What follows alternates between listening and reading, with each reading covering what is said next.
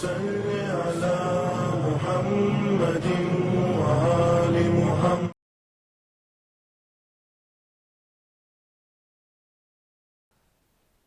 السلام علیکم ورحمۃ اللہ وبرکاتہ. اعوذ باللہ من الشیطان الرجیم. بسم اللہ الرحمن الرحیم.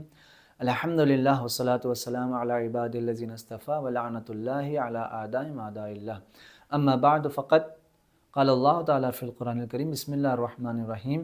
ومن آیاتہ ان خلق لکم من انفسکم ازواجا لتسکنوا الیہا وجعل بینکم مودۃ ورحمہ ان فی ذلک لآیات لقوم یتفکرون. جیسا کہ آپ سبھی جانتے ہیں کہ ہم اسی آیت کے تحت ہم لوگ گفتگو کر رہے ہیں اور کہ کس طریقے سے شوہرداری کی جائے، کس طریقے سے ہم اپنی شادی شدہ لائف کو اچھے طریقے سے گزار سکیں اور ہسبینڈ اور وائف ایک بہترین زندگی گزار سکتے ہیں، اور وہ کیا چیزیں ہیں کہ جس کی وجہ سے اس رشتے میں خرابیاں اور دوریاں آتی ہیں. ان ساری چیزوں پر ہم لوگ تھوڑا بہت بات کرنے کی کوشش کر رہے ہیں اور ابھی تک بہت سارے پوائنٹس پر ہم لوگوں نے گفتگو کی ہے. آپ سبھی کو ایک مشورہ ہے کہ اگر واقعاً اس چیز میں دلچسپی رکھتے ہیں تو کمنٹس کریے، اور کچھ اپنے سوالات ہیں تو سوالات کریے تاکہ ہم اسی اعتبار سے آپ کے اس بات کو، آپ کے اس ڈاؤٹ کو کلیئر کر سکیں.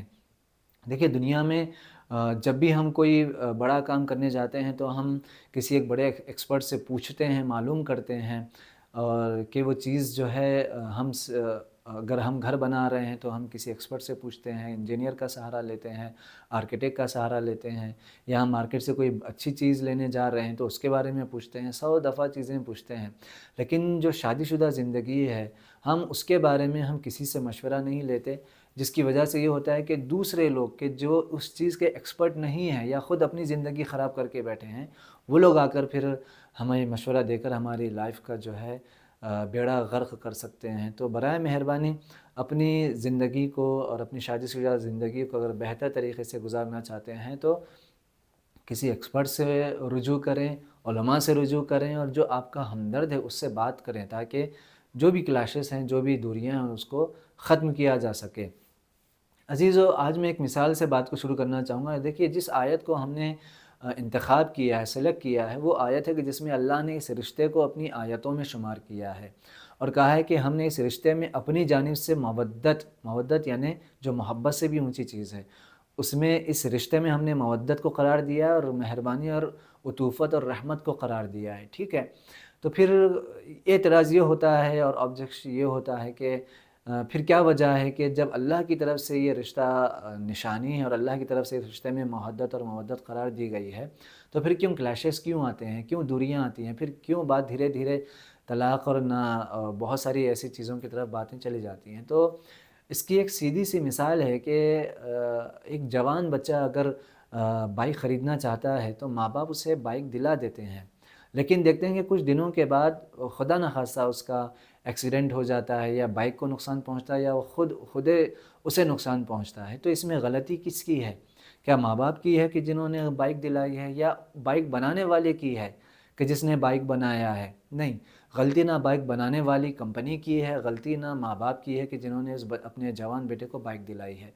غلطی زیادہ تر چلانے والے کی ہوتی ہے کہ یا تو اسے صحیح طریقے سے چلانا نہیں آتا ہے بائک، یا پھر یہ کہ اس نے تیز رفتاری میں بائک کو دوڑایا ہے، بائک رائڈنگ کی ہے، جس کی وجہ سے جو ہے یہ حادثہ پیش آیا ہے. یا پھر سامنے والا، ہو سکتا ہے کہ سامنے والے نے بھی کی وجہ سے بھی غلطی ہو اور ایکسیڈنٹ ہو سکتا ہے. تو دیکھیے، غلطی نہ ماں باپ کی ہے، غلطی نہ بائک بنانے والی کمپنی کی. بالکل ویسے ہی کہ اگر میاں بیوی میں، ہسبینڈ اور وائف میں اگر کہیں پر کچھ دوریاں آ رہی ہیں، ان کے درمیان نا اتفاقیاں ہو رہی ہیں، تو غلطی اس اللہ کی نہیں ہے کہ جس نے وعدہ کیا ہے کہ اس میں محبت اور مودت ہے، ہم نے قرار دی ہے، رحمت قرار دی ہے. نہ ماں باپ کی ہے کہ جنہوں نے شادی کروائی ہے. غلطی ان دو لوگوں کی ہے، یعنی میاں بیوی، کہ کہیں نہ کہیں کسی وجہ سے انہوں نے ناسمجھی کی وجہ سے ان کے درمیان یہ کلاشز آئے ہیں اور یہ نوبت لڑائی جھگڑے اور بات بہت آگے تک پہنچی ہے. ٹھیک ہے، اب آتے ہیں کہ قرآن نے اس مودت اور اس محبت کے لیے کیا ایسے قانون بنائے ہیں کہ جس کی وجہ سے ان کے درمیان مودت اور محبت قرار رہے۔ اگر ہم سب سے پہلے ایک رشتے کی طرف دیکھتے ہیں تو اللہ سورہ بقرہ میں ارشاد فرماتا ہے، بسم اللہ الرحمن الرحیم، آیت نمبر 187 ہے، جس میں آیت طویل ہے لیکن صرف اس کا ایک حصہ میں بیان کروں گا، کہ جس میں اللہ فرماتا ہے کہ ہن لباس لکم وانتم لباس لہن۔ اللہ ارشاد فرماتا ہے کہ یہ عورتیں تمہارا لباس ہیں اور تم ان کے لباس ہو، ٹھیک ہے، یہ عورتیں تمہارا لباس ہیں اور تم ان کے لباس ہو۔ لباس جو ڈریس ہوتا ہے ہمارا، جو ہمارے گارمنٹس ہوتے ہیں، جو ہمارا کپڑا ہوتا ہے ہمارا بدن ڈھانکنے کے لیے، اللہ نے کہا ہے کہ یہ تمہارا لباس ہے، یہ تمہارا ڈریس ہے اور تم ان کے لیے ڈریس ہو، تم ان کے لیے لباس ہو۔ تو اگر جب اللہ نے لباس کہا ہے تو ہم لباس کی خصوصیتوں کی طرف ہم متوجہ ہوں گے کہ یہ لباس کن کن خصوصیتوں کا مالک ہوتا ہے اور لباس ہمارے لیے کیا فائدہ پہنچاتا ہے۔ سب سے پہلے لباس کا کام ہوتا ہے کہ وہ ہمارے بدن کو ڈھانپے، ہمارے بدن کو ڈھانکے۔ تو میاں بیوی کا کام یہ ہے کہ وہ ایک دوسرے کے لیے لباس ہیں، یعنی وہ اپنے بدن کو ڈھانکیں، یعنی اپنے راز کو بیان نہ کریں، اپنے عیوب کو چھپائیں، اپنے عیب کو چھپائیں۔ ظاہر سی بات ہے اللہ نے چہرہ کو اللہ نے ایک لحاظ سے زینت بخشی ہے، خوبصورت بخشا ہے، لیکن اس کے علاوہ گردن سے لے کر پیر تک انسان کا بدن ڈھکا ہونا چاہیے، چھپا ہونا چاہیے۔ تو اسی اعتبار سے زیادہ تر چیزیں میاں بیوی کے درمیان، ہسبینڈ اور وائف کی بہت ساری چیزیں جو ایک دوسرے کے لیے لباس ہیں، یعنی یہ ایک دوسرے کے عیب کو چھپائیں، اپنے عیوب کو لوگوں کے سامنے بیان نہ کریں، یہ پہلا کام ہے۔ دوسرا کام کیا ہے؟ لباس زینت کا سبب ہوتا ہے۔ انسان جیسے ہی لباس پہنتا ہے انسان خوشنما نظر آتا ہے، انسان خوبصورت نظر آتا ہے، انسان واقعاً جس کو کہا جائے کہ انسان خوشرو ہو جاتا ہے، خوشحال ہو جاتا ہے۔ اور واقعاً معاشرے میں لباس سے انسان کی شخصیت پہچانی جاتی ہے، لباس کے ذریعے سے انسان کا اسٹینڈرڈ سمجھ میں آتا ہے، اس کا اسٹیٹس سمجھ میں آتا ہے۔ تو ظاہر سی بات ہے کہ یہ میاں بیوی ایک دوسرے کے لیے لباس ہیں، یعنی یہ اپنے لیے معاشرے میں اور سوسائٹی میں ایک دوسرے کے لیے اسٹینڈرڈ بنے، ایک دوسرے کے لیے لباس کی طرح ایک دوسرے کو خوشنما بنائیں، کہ اگر ہسبینڈ اور وائف ایک ساتھ ہیں تو یہ ایک دوسرے کے لیے زینت کا سبب بنے، کہ واقعاً لوگ کہیں کہ دیکھیں اللہ نے واقعاً ان دونوں کو کتنی اچھی جوڑی بنائی ہے۔ ایسا نہ ہو کہ ہم سوسائٹی میں یا اگر پبلک پلیس پر ہوں یا اگر ہم رشتہ داروں کے درمیان ہوں یا اگر ہم کچھ لوگوں کے ساتھ ہوں تو ہم ایک دوسرے کی برائیاں بیان کرتے رہیں، ایک دوسرے کے عیوب کو نکالتے رہیں، یہ بالکل بھی نہیں ہونا چاہیے۔ تیسرا کام لباس کا کیا ہوتا ہے؟ لباس کا کام یہ ہوتا ہے کہ لباس موسم کے اعتبار سے، اگر ونٹر کا موسم ہے تو ہم ونٹر کے اعتبار سے لباس اپناتے ہیں، اگر سمر ہے تو ہم سمر کے اعتبار سے لباس ہمارا ڈریس بدل جاتا ہے۔ تو یہ میاں بیوی کو اور ہسبینڈ اور وائف کو بھی ایسے ہی ہونا چاہیے۔ اگر دیکھیں کہ اگر ہسبینڈ غصے میں ہے، تھوڑا سا اس کا موڈ ٹھیک نہیں ہے، تو وائف کی بھی ذمہ داری ہے کہ وہ اس کے غصے کو نارمل کرے، انسان اس کے غصے کو ٹھنڈا کرے، یہ نہیں کہ سامنے سے بھی جو ہے اسی طریقے سے جواب آئے کہ جس کی وجہ سے اس کا غصہ اور بڑھ جائے۔ شوہر کی بھی ذمہ داری ہے کہ اگر واقعاً اپنی بیوی کو اگر وہ تھکا ہوا دیکھ رہا ہے، ٹائرڈ دیکھ رہا ہے، یا کچھ ایسے موقع رہتے ہیں کہ جہاں پر عورتیں کمزور محسوس کرتی ہیں، کمزوری ان کے اندر آ جاتی ہے، تو ہسبینڈ کی ذمہ داری ہے، شوہر کی ذمہ داری ہے کہ وہ اس کی ہیلپ کریں، اور ایسا نہ ہو کہ وہ بھی تھکی ہوئی ہے تو برابر جیسا ڈیلی روٹین کے اعتبار سے اس سے کام لیا جائے، بالکل ایسا نہیں ہے۔ بالکل جس طریقے سے ہم موسم کے اعتبار سے اپنا لباس بدلتے ہیں، اسی طریقے سے ہم اپنے مزاجوں کو دیکھیں کہ آج ایسا ہے تو ہمیں بھی اپنے مزاج کو تھوڑا ٹھنڈا کرنا چاہیے۔ ایسا نہ ہو کہ وہ گرم ہے، وہ غصے میں ہے تو میں بھی غصے میں آ کر جواب دوں، اس نے الٹا جواب دیا ہے تو میں بھی اسے الٹا جواب دوں، یہ اس طریقے سے نہیں ہونا چاہیے۔ اللہ نے چوتھا کام لباس کا کیا ہوتا ہے؟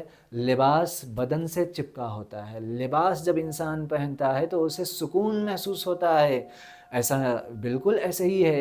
اور سائیکولوجسٹ جو کہتے ہیں کہ لباس پہننے کے بعد انسان کو ایک سکون محسوس ہوتا ہے، اسی لیے وہ باہر یا گھر کے باہر یا بازار میں یا مارکیٹ میں جب وہ جاتا ہے لباس پہن کر تو بڑے سکون سے کیوں جاتا ہے کہ ہاں میرا بدن ڈھکا ہوا ہے، میرا بدن چھپا ہوا ہے۔ تو لباس اسکن سے چپکا ہوتا ہے، بدن سے چپکا ہوتا ہے، اور ہسبینڈ اور وائف کو بھی اسی طریقے سے ہونا چاہیے کہ جب ہم لباس پہن کر ڈریس پہن کر ہم جو سکون محسوس کرتے ہیں، ویسے ہی ہسبینڈ اور وائف کو بھی ایک دوسرے کو پا کر، ایک دوسرے سے مل کر سکون محسوس ہونا چاہیے۔ یہ اللہ نے سکون کا ذریعہ بیان کیا ہے، لِتَسْكُنُوا إِلَيْهَا، ہم نے ایک دوسرے کو تمہارے لیے جو جائز قرار دیا ہے تاکہ تم ایک دوسرے کے لیے سکون کا سبب بنو، تمہارے لیے تم ایک دوسرے کے لیے سکون کا سبب بننا ہے۔ ایسا نہیں ہو کہ تم ایک دوسرے کی شکایتیں کرو، ایک دوسرے کے عیوب بیان کرو۔ جب بھی شوہر اگر اپنی بیویوں کے عیبوں کو اور نقائص کو بیان کرے گا، دوسرے لوگ اس کے اوپر حاوی ہو جائیں گے، اور آپ کی زوجہ کی اور آپ کی وائف کی عزت اور احترام لوگوں کے نظر میں کم ہو جائے گی۔ کیوں؟ کیونکہ آپ نے موقع دیا ہے لوگوں کے سامنے بیان کر کے، اس کے عیبوں کو، اس کے نقائص کو بیان کر کے۔ لہٰذا کبھی بھی ہسبینڈ اور وائف اپنے ایک دوسرے کی شکایتیں لوگوں کے سامنے نہ کریں۔ اور پیغمبر اکرم حضرت محمد مصطفیٰ صلی اللہ علیہ وآلہ وسلم، اللہم صلی علی محمد وآل محمد، سے روایت ہے کہ ایک مرتبہ پیغمبر کہیں پر تشریف فرما تھے کہ ایک عورتوں کا گروہ پیغمبر کے سامنے سے گزرا۔ پیغمبر کے جب سامنے سے گزرا تو پیغمبر سمجھ گئے کہ یقیناً عورتیں کیا باتیں کر رہی تھیں۔ پیغمبر نے کہا السلام علیکم، سلام ہو تم پر، اے کفران نعمت کرنے والی عورتوں، اے نعمت اور ناشکری عورتوں، تم پر سلام ہو۔ تو وہ گروپ رک گیا اور پیغمبر سے پوچھا کہ یا رسول اللہ، ہم نے ایسی کون سی نعمتوں کا ہم نے ناشکری کی ہے، کفران نعمت کیا ہے، کن نعمتوں کو ہم نے تکذیب کی اور جھٹلایا ہے، کن نعمتوں کی ہم نے قدردانی نہیں کی ہے؟ پیغمبر اکرم نے ارشاد فرمایا کہ تعجب ہے کہ تم لوگ اپنی شوہروں کی شکایت ایک دوسرے کے سامنے کر رہی ہو، اپنے شوہروں کے عیوب کو ایک دوسرے کے سامنے پیش کر رہی ہو۔ قسم بخدا میں نے شب معراج میں نے دیکھا ہے کہ جہنم میں سب سے زیادہ عورتیں ہوں گی۔ کیوں؟ کیونکہ وہ عورتیں کہ جو اپنے شوہروں سے ناخوش ہوں، جو اپنے شوہروں کے عیوب دوسروں کے سامنے بیان کرتی ہوں، جو اپنے شوہروں کے کمیوں کو اور ان کے عیبوں کو لوگوں کے سامنے بیان کریں، تو خداوند عالم ایسی عورتوں سے جہنم کو بھر دے گا۔ اور یقیناً ہمارے معاشرے میں زیادہ تر دیکھیے، کیوں زیادہ تر عورتیں؟ کیونکہ اللہ نے عورت کو اپنے کرم کا، اپنے رحمت کا مظہر قرار دیا ہے، اور فرمایا ہے کہ جب اللہ نے خاتون کو چنا ہے اس بات کے لیے کہ تو اے خاتون، اے زن، اے عورت، میں تجھے اپنی رحمت کا مظہر قرار دے رہا ہوں۔ تیرا کام یہ ہے کہ تو زمین پر جائے اور یہ بتائے کہ تو کس طریقے سے میری رحمت کا مظہر بنے، اور لوگوں کو بتائے کہ جب اللہ کی ایک مخلوق اس طریقے سے رحمت اور شفقت نچھاور کر سکتی ہے تو پھر اللہ کس قدر رحیم اور کریم ہو سکتا ہے۔ لہٰذا اپنے شوہروں کی شکایت کرنا یہ اللہ کو ناپسند ہے۔ شہزادی کونین حضرت فاطمہ الزہرا سلام علیہا، اللہم صلی علی محمد وعلی محمد، آپ کی سوانح حیات میں ہم نے یہی دیکھا ہے کہ آپ نے کبھی بھی اپنے شوہر کے لیے کوئی ایسی درخواست پیش نہیں کی کہ جس کی وجہ سے شوہر کو تکلیف اٹھانا پڑے۔ لہذا پیغمبر مولا کائنات نے جب کہا کہ اے فاطمہ کچھ بیان ہو، کچھ فرمائش ہو تو بیان کرو، شہزادی نے فرمایا انی لاستحیی من اللہ یا من الہی، کہ مجھے شرم آتی ہے اپنے پروردگار سے اس بارے میں کہ میں آپ سے کسی ایسی چیز کی فرمائش کروں جس سے پورا کرنے میں آپ کو تکلیف اٹھانا پڑے۔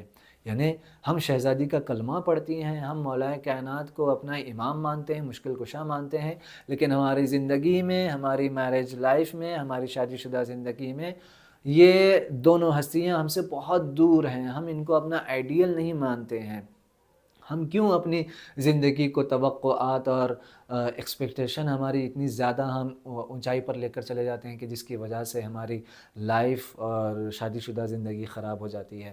لہٰذا معاشرے میں بہت ساری جو وجوہات ہیں یہی ہیں کہ جہاں پر زیادہ تر عورتیں اپنے شوہروں کی شکایت کرتے ملتی ہیں کہ ناشکری ہے اس کی طرف سے، کہ جہاں پر وہ کہتی ہیں کہ ہسبینڈ نے یہ نہیں کیا، ہمارے ہسبینڈ ایسا کرتے ہیں، ہمارا خیال نہیں رکھتے، ہماری بات نہیں سنتے، تو یقین جانیے ہم جیسا بولیں گے اس کا اثر یقیناً ہوگا۔ بہتر ہے کہ ہم ایک دوسرے کی تعریف کریں، اگر جھوٹ بھی ہے تو تعریف کریں۔ اللہ کو پسند آتی ہے یہ بات، اور اللہ خوش ہوتا ہے کہ تو میرے بندے کی تعریف کر رہی ہے، جھوٹی تعریف کر رہی ہے، مجھے یہ بات پسند ہے۔ لہٰذا اس جھوٹی تعریف کی وجہ سے اللہ بھی خوش ہوگا، اور اللہ اس جھوٹی تعریف کی وجہ سے یقیناً ان کی زندگی کو بدل سکتا ہے، ان کی زندگی میں رحمتوں اور برکتوں کو شامل حال کر سکتا ہے۔ لہٰذا اگر ہمارے لائف پارٹنر میں اگر کوئی کمی ہے تو ہم بہتر ہے کہ ان کمیوں کو چھپائیں اور ایک دوسرے کی دوسروں کے سامنے تعریف کریں، اور کبھی بھی اپنی ایک دوسرے کی برائیاں لوگوں کے سامنے نہ کریں۔